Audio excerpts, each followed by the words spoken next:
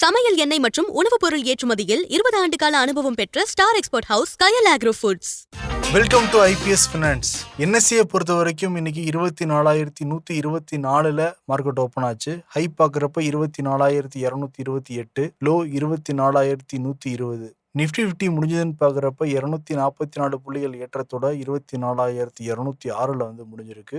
என்எஸ்சியில் இன்னைக்கு ட்ரேடான ஸ்டாக்ஸ்ன்னு பார்க்குறப்ப 3,410, அதில் அட்வான்ஸ் 2,339, டிக்ளைன் 976, அன்சேஞ்சு 95, அப்பர் சர்க்கியூட்டை ஹிட் பண்ண stocks 113, lower circuit 71, 52 week high 110, low 36. என்எஸ்சியில் இன்னைக்கு ப்ராடர் மார்க்கெட் இண்டிசஸ்ல எல்லாமே ஏற்றத்தோட தான் முடிவடைஞ்சிருக்கு. செக்டோரல் இண்டிசஸ் வந்து பார்க்குறப்ப பிஎஸ்யூ பேங்க் 3% மேலே ஏற்றத்தோட முடிவடைஞ்சிருந்தது. அதுக்கான காரணம் என்னங்கிறத நாகப்பட்ட சாட்டை நம்ம கேட்போம். சென்செக்ஸை பொறுத்த வரைக்கும் 827 புள்ளிகள் ஏற்றத்தோட 77,569 வந்து முடிஞ்சிருக்கு. கமாடிட்டி மார்க்கெட் எம்சிஎக்ஸ் சந்தையை பொறுத்த வரைக்கும் கோல்டு 0.77% சரிஞ்சு 1,44,185 ட்ரேட் ஆகிக்கிட்டு இருக்கு. சில்வரை பொறுத்த வரைக்கும் 1.57% இறக்கத்தோட 2,29,900 ட்ரேட் ஆகிக்கிட்டு இருக்கு. குரூட் ஆயிலை பொறுத்த வரைக்கும் 0.39% ஏற்றத்தோட 6,881 ட்ரேட் ஆகிக்கிட்டு இருக்கு. சரி, வாங்க நம்ம பொருளாதார விமர்சகர் நாகப்பன் சார்ட்ட டீட்டெயிலாக பல விஷயங்களை பேசுவோம். சார் வணக்கம். வணக்கம் சிபி. எவ்வளவு வேகத்துல மார்க்கெட் இருந்துச்சோ அதே வேகத்துல எழுந்துச்சு நிக்குதே சார், குதிரை மாதிரி. ஆமா, இன்னைக்கு காலையில இருந்து ஒரு சீரான ஒரு ஏற்றம் தான். ஒரு பெரிய இறக்கமோ ஒரு பெரிய எதுவுமே இல்லை. பட் ஆனா ஒரு 244 புள்ளிகள்ங்கிறது ஒரு நல்ல புள்ளியா தான் தெரியுது நிஃப்டியை பொறுத்த வரைக்கும். அதே மாதிரி செக்டார்ல பாக்குறப்ப எல்லாமே ஏற்றம் தான். அதுல குறிப்பா பாக்குறப்ப பிஎஸ்யூ பேங்க் ஒரு 3% மேல ஏறி இருக்கு. என்ன சார் ரீசன்? மார்க்கெட் ஏறினதுக்கு காரணம் என்ன ரீசன்? பிஎஸ்யூ பேங்க் அந்த செக்டார் ஏறினதுக்கான ரீசன் என்ன? சரி, நீங்க கரெக்டா சொல்ற மாதிரி இன்னைக்கு சென்செக்ஸ் வந்து ஒரு 800 புள்ளிகளுக்கு மேல ஏறி இருக்குன்னா அதுல 300 புள்ளிகளுக்கு மேல் ஏற்றம், ஏறத்தாழ ஒரு 40% அந்த குறியீட்டுல பங்களிப்பு யாருன்னு பார்த்தா வங்கிகள் தான். ஐசிஐசி வங்கி, ஹெச்டிஎஃப்சி வங்கி, ஆக்சிஸ் வங்கி, ஸ்டேட் பேங்க் ஆஃப் இந்தியா, இது எல்லாமே சேர்த்து பாத்தீங்கன்னா இது மட்டுமே 300 புள்ளிகளுக்கு மேல் இன்னைக்கு சென்செக்ஸ் குறியீடு ஏறுவதற்கு காரணம் அப்படிங்கறத பாக்குறோம். அதை தாண்டி பொதுத்துறை வங்கிகளுக்கான குறியீடு மட்டும் இன்னைக்கு அது ஹையஸ்ட் பாத்தீங்கன்னா அது 3% மேல ஏறி இருக்குது. அந்த செக்டோரல் இண்டெக்ஸ் அது அதனுடைய பங்களிப்பு கணிசமா இருக்கு. அந்த குறியீட்டில் இருக்கக்கூடியது 12 பங்குகள். அந்த 12 பங்குகளுமே இன்னைக்கு விலையேற்ற பங்குகள். அதுல ரொம்ப அதிகமா ஏறினது இந்தியன் பேங்க் தான். 10% இன்னைக்கு ஏறி இருக்கு. இன்னைக்கு மட்டும் 80 ரூபாய்க்கு மேல் ஏறி இருக்குது. நேற்று 794 ரூபாய் அந்த ரேஞ்சில் இருந்தது. இன்னைக்கு 873 அப்படிங்கறத தாண்டி முடிவடைஞ்சிருக்கு. அதுபோல் union bank, bank of India இதெல்லாம் 4%, சென்ட்ரல் பேங்க், கனரா பேங்க் இதெல்லாம் 3%. சோ பொதுத்துறை வங்கிகள் அதிகரித்ததும் அதை சார்ந்து தனியார் துறை வங்கிகள் அதிகரித்தது, ரிலையன்ஸ் பங்கு அதிகரித்தது, இதெல்லாம் இன்னைக்கு குறியீடு அதிகரிப்பதற்கு காரணம். ஒட்டுமொத்தமா சந்தை அதிகரிப்பதற்கு காரணம் சாதகமான விஷயங்கள். சர்வதேச சூழல்ல பாத்தீங்கன்னா இன்னைக்கு கச்சா எண்ணெயுடைய விலை $72 கீழே தொடர்ந்து இறங்கும் போதுல தான் இருக்கு. பெருசா ஏறல. பிரெண்ட், கேசோலின், ஹீட்டிங் ஆயில், தங்கம், வெள்ளி அதெல்லாம் கூட பெரிய ஏற்றம் இன்ஃபேக்ட் இறக்கத்துல தான் இருந்தது. அதனால இன்னைக்கு அதிகாலை துவங்கிய ஆசிய பங்கு சந்தைகளில் இருந்து மதியத்திற்கு பின்னு துவங்கிய ஐரோப்பிய பங்கு சந்தைகள் எல்லாமே இன்னைக்கு வந்து சின்ன ஏற்றத்துல தான் இருக்கு. ஜப்பானிய பங்கு சந்தை மட்டும் 1% ஏறி இருக்கு. மற்றதெல்லாம் சின்ன சின்ன ஏற்றத்துல இன்னைக்கு இருக்கிறத பார்க்க முடிந்தது. ஓவரால் சென்டிமெண்ட் பாசிட்டிவா இருந்தது ஒரு காரணம். ரெண்டாவது, நம்முடைய வங்கித்துறை பங்குகள் அதிகரிச்சது ஒரு முக்கியமான காரணம். ரெண்டு தான் இன்னைக்கு சென்செக்ஸ் வந்து துவக்கத்திலிருந்து அதிகரிச்சு அதற்கு பிறகு பெரிய வாலட்டிலிட்டி இல்ல, அப்படியே சைட்வேஸ் மூவ்மெண்டா தான் இருந்தது. வெள்ளி அன்று இப்படி ஒரு சந்தை வலுவாக முடிவடைவது என்பது ரொம்ப நாட்களுக்கு பிறகு நடந்திருக்கு. இந்த மாதிரியான ஒரு வலுவான நிலையில நிச்சயமா சென்டிமெண்ட் பாசிட்டிவா இல்லைன்னா இந்த மாதிரி நடக்கிறதுக்கான வாய்ப்புகள் ரொம்ப குறைவு. எதனால சார் இந்தியன் பேங்க் ஸ்டாக் மட்டும் இன்னைக்கு 10% ஏற்றத்தோட முடிவடைஞ்சிருக்கு? Q1 ரிசல்ட் தான் காரணமா? நிச்சயமா அதுதான் காரணம். 873 ரூபாய்க்கு மேல இன்னைக்கு முடிவடைந்திருக்கு, 10% ஏறி இருக்கு அப்படின்னா அதுக்கு முக்கியமான காரணம் முதலாம் காலாண்டு முடிவுகள் ஸ்டாண்டலோன் ரிசல்ட்ஸ் போட்டிருக்காங்க. நெட் ப்ராஃபிட் வந்து 10% மேல் இயர் ஆன் இயர் பார்க்கும் பொழுது அதிகரிச்சிருக்கு. 3,273 கோடி. சென்ற ஆண்டு இதே காலாண்டுல 2,973 கோடி, இப்ப 3,273 கோடி. சோ ஏறத்தாழ 10% வந்து நிகர லாபம் அதிகரிச்சிருக்கு. அவங்களோட நெட் இன்ட்ரெஸ்ட் இன்கம் NII பார்ப்போம், அதுவுமே 17% வந்து அதிகரிச்சிருக்கு. ரொம்ப முக்கியமா அதனுடைய அந்த ருபி டேர்ம்ஸ்ல பாத்தீங்கன்னா அந்த 17% ஏற்றம்ங்கிறது 7,435 கோடி. போன ஆண்டு 6,359 கோடி. அதுல இருந்து இப்ப 7,435 கோடி அப்படிங்கிறதும் வந்து ஒரு நல்ல விஷயம். ரெண்டாவது. மூன்றாவது, அவங்களுடைய நான் பெர்ஃபார்மிங் அசெட் கிராஸ் லெவல்ல பாத்தீங்கன்னா முன்பு இருந்ததை விட 30% குறைஞ்சிருக்கு. 12,710 கோடியாக. அந்த கிராஸ் என்பிஏ ரேஷியோங்கிறது 1.86%. ஓரளவுக்கு 2% கீழே இருந்ததுனாலே ரொம்ப பாசிட்டிவான ஒரு விஷயம் வங்கித்துறையை பொறுத்தவரை இன்றைய சூழல்ல. இதுக்கு முன்பு 3.01 இருந்தது. அதுல இருந்து 1.86% கிராஸ் என்பிஏ குறைஞ்சிருக்கு. நெட் என்பிஏன்னு சொல்லக்கூடிய நிகர அளவிலான வாராக்கடன் இது 4% குறைஞ்சிருக்கு. 990 கோடி. இதுவுமே 0.23% இருந்தது 0.15% குறைஞ்சிருக்கு. அதான் 4% குறைஞ்சிருக்கு நாங்க நம்ம சொன்னோம். சோ நெட் என்பிஏவும் குறைஞ்சிருக்கு, கிராஸ் என்பிஏவும் குறைஞ்சிருக்கு. இதுல ஒரு விஷயத்தை நம்ம புரிஞ்சுக்கணும். கிராஸ் என்பிஏன்னா என்னன்னா அந்த வங்கிக்கு வர வேண்டிய மொத்த வாராக்கடன், கொடுக்க வேண்டியவர்கள் கொடுபடாமல் இருக்கக்கூடிய பணம்.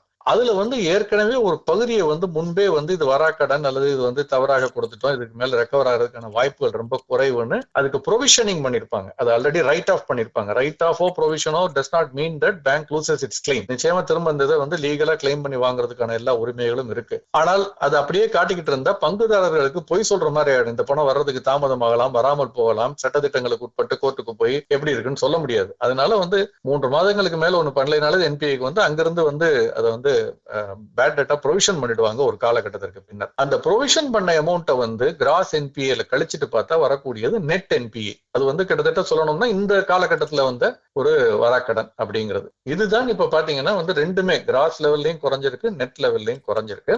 அதே மாதிரி அது அப்ப அந்த பேங்கினுடைய கடன் அதனுடைய குவாலிட்டியே காட்டுது. அந்த குவாலிட்டி இம்ப்ரூவ் ஆகிக்கிட்டு இருக்கு அப்படிங்கிறத காட்டுகிறதா பார்க்கலாம். ரிட்டர்ன் ஆன் அசெட்ஸ் இம்ப்ரூவ் ஆயிருக்குன்னு போட்டிருக்காங்க. இந்த மாதிரி நெட் இன்ட்ரெஸ்ட் மார்ஜின் 3.35% இருந்தது 3.41% அதிகரிச்சிருக்கு அப்படிங்கிறத பாக்குறோம். ரொம்ப முக்கியமா ஸ்லிப்பேஜ் ரேஷியோன்னு இந்த பேங்கிங் செக்டர் அனலைஸ் பண்ணும்போது பாக்குறது. நம்ம பல முறை பேசியிருக்கோம். வங்கித்துறை சார்ந்து பார்க்கும் பொழுது என்ஐஎம் சொல்லக்கூடிய நெட் இன்ட்ரெஸ்ட் மார்ஜின், என்ஐஏ என்று சொல்லக்கூடிய நெட் இன்ட்ரெஸ்ட் இன்கம், இந்த மாதிரி சில விஷயங்கள் நம்ம பார்ப்போம். கிராஸ் என்பிஏ, நான் பெர்ஃபார்மிங் அசெட், நெட் நான் பெர்ஃபார்மிங் அசெட்.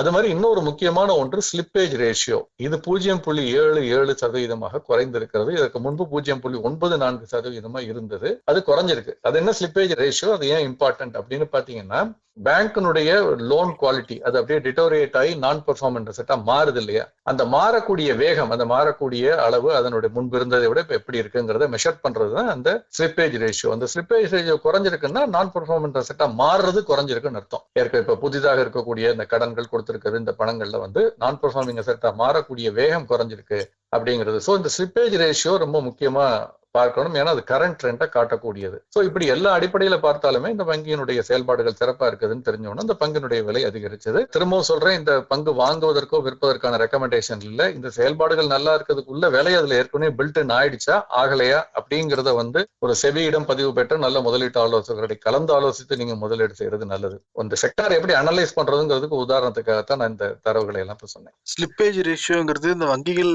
தொடர்பான பங்குகள் கூட இருக்குமா சார், இல்ல எல்லா பங்குகளுக்குமே இருக்குமா? அது NBFCs, நான் பேங்கிங் ஃபைனான்ஸ் கம்பெனிஸுக்குமே இருக்கும். எங்கெல்லாம் கடன் கொடுத்திருக்கிறார்களோ அதுல வரக்கூடியது போன தடவை 100 ரூபாய் வரணும், 99 தான் வந்துச்சு. இந்த தடவை 98, 97 அப்படின்னா ரொம்ப மோசம். அது மாதிரி அந்த ஸ்லிப்பேஜ் ரேஷியோ நம்ம கவனமா பார்க்கணும். NBFCஸ்க்கும் பார்க்கணும்.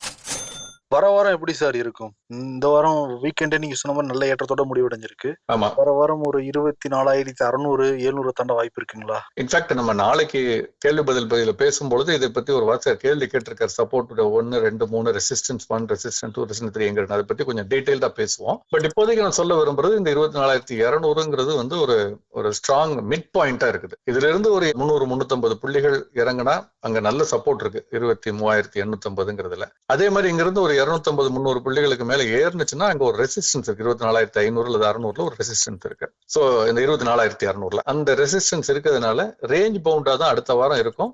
லாஸ்ட் வீக் ஒரு நல்ல ஒரு புல்லிஷ் ட்ரெண்டோட ஓபன் ஆயிட்டு அதுக்கு பிறகு சைட்வேஸ்க்கு போயிடுச்சு. வரக்கூடிய வாரமும் அப்படி இருப்பதற்கான சாத்தியக்கூறுகள் தான். பட் இது எல்லாமே நம்ம கையில இல்லை. இன்னைக்கு இது யார் கையில இருக்குன்னு உங்களுக்கு தெரியும். அதனால வீக்கெண்ட நிம்மதியா பொழுதுபோக்குறதுக்கு வழியை பாருங்க. என்ன சார், நீங்க என்ன சார் வச்சிருக்கீங்க வீக்கெண்ட் பிளான்? 2 விஷயம். ஒன்று ஒரு புத்தகம், இன்னொன்னு OTTல ஒரு சீரீஸ் பார்க்க போறேன். புத்தகம் என்ன அப்படின்னா திரு வினய் காமத் அவர்கள் எழுதிய புத்தகம் Titan, inside India's most successful consumer brand அப்படின்னு. அந்த புத்தகத்தினுடைய பெயர் Titan, inside India's most successful consumer brand. இதை நான் கிண்டல்ல தரவிறக்கம் செய்து வச்சிருக்கேன். இது தான் நான் இந்த வாரம் வந்து படிக்க போறேன். டைட்டன் நிறுவனம் உருவான கதை, அதுல தமிழ்நாட்டினுடைய பங்களிப்பு, தமிழக அரசினுடைய பங்களிப்பு, அன்னைக்கு இருந்த அமைச்சர்கள், அன்னைக்கு இருந்த அரசு அதிகாரிகள் எப்படி டாடா குழுமத்தோடு ஒத்துழைத்து ஒரு விஷனரியா இதை செட்டப் பண்ணாங்க அப்படிங்கிறது எல்லாமே அதுல வருது. அது அந்த புத்தகம் வந்து பல நாட்கள் ஆயிடுச்சு. நான் இவ்வளவு நாள் எப்படி படிக்காம இருந்தேன்னு தெரியல. ஆனால் அது என்னை படிக்க தூண்டியது என்ன அப்படின்னா ஓடிடி சீரீஸ். அதுவும் இன்னைக்கு இந்த வீக்கெண்ட் நான் வந்து பார்க்க ஆரம்பிச்சிட்டேன் ஆல்ரெடி. அதனுடைய அடுத்த பகுதியை பார்க்க போறேன். அமேசான் பிரைம்ல இருக்கு. சீரீஸ்னுடைய பேர் made in India a Titan story. Naseeruddin Shah நடிச்சிருக்காரு. இது ஒரு டாக்டர் டிராமான்னு சொல்லலாமா அல்லது பயோபிக்னு சொல்லலாம். உண்மை கலந்த அல்லது பெரும்பாலும் உண்மை அதோடு இருந்து கொஞ்சம் சில டிராமாட்டிக்கா சிலது சித்தரிப்பு பண்ணிருக்கலாம் நான் நினைக்கிறேன். எடுத்திருக்காங்க.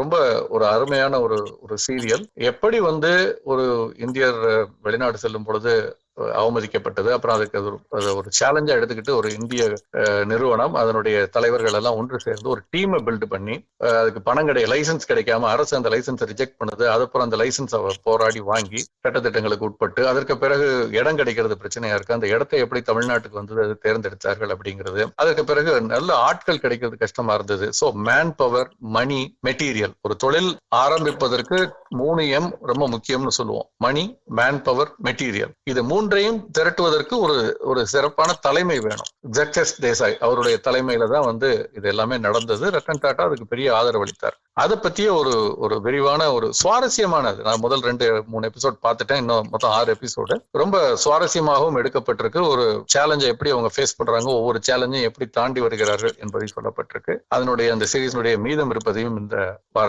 கடைசியில நான் பார்க்க போறேன். நீங்களும் பாருங்க கட்டாயம் தவறாம. நிச்சயம் சார். வீக்கெண்ட்ல தான் சார் பார்த்துட்டு வர வாரத்துல நானும் சொல்றேன் சார். நிச்சயம். Super sir. நேரம் கொடுத்து ரொம்ப அழகா சுவாரஸ்யமா புத்தகம் ஓடிடி வரைக்கும் சொன்னதுக்கு ரொம்ப நன்றி சார். நன்றி. 20 ஆண்டுகளாக உலக நாடுகளுக்கு உயர்தர சமையல் எண்ணெய் மற்றும் உணவுப் பொருட்கள் ஏற்றுமதியில் இந்திய அரசின் ஸ்டார் எக்ஸ்போர்ட் ஹவுஸ் அங்கீகாரம் பெற்ற கயல் ஆக்ரோ ஃபுட்ஸ்.